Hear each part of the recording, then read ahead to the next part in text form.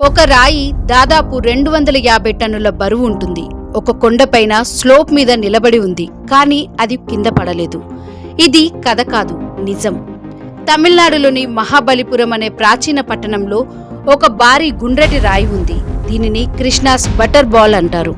ఈ రాయి సుమారు 6 మీటర్ల ఎత్తు, 5 మీటర్ల వెడల్పు, బరువు 250 టన్నులుంటుంది.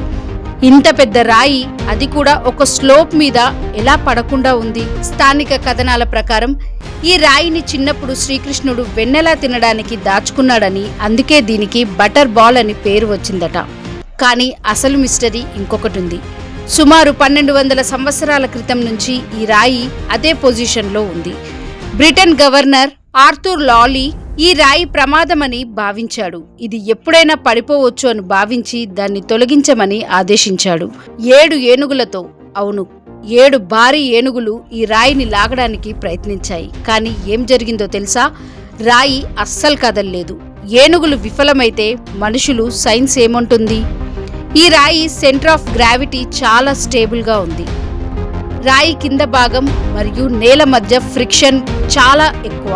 రాయి ఆకారం కూడా చాలా ప్రత్యేకంగా ఉంది. అది పడేలా కాకుండా బ్యాలెన్స్ అయ్యేలా ఉంది.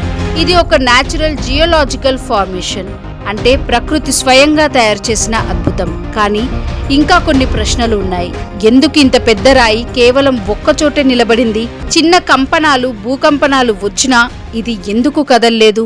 వేల సంవత్సరాలుగా ఇదే పొజిషన్లో ఎలా ఉంది? ఇది కేవలం రాయి కాదు, ఇది ప్రకృతి సృష్టించిన ఒక పజిల్. కొందరు భక్తులు చెప్తున్నారు ఇది శ్రీకృష్ణుడి లీల అని. సైన్స్ చెప్తుంది ఇది ఫిజిక్స్ అని. భక్తి చెప్తుంది ఇది మిరాకిల్ అని. మీరేమంటారు? ఇది నిజంగా మిస్టరీనా, లేక మనకు తెలియని సైన్స్ మాత్రమేనా? కామెంట్ చేయండి, సైన్స్ లేదా మిరాకిల్ అని. NOF మిస్టరీ ఛానల్ని సబ్స్క్రైబ్ చేసుకోండి.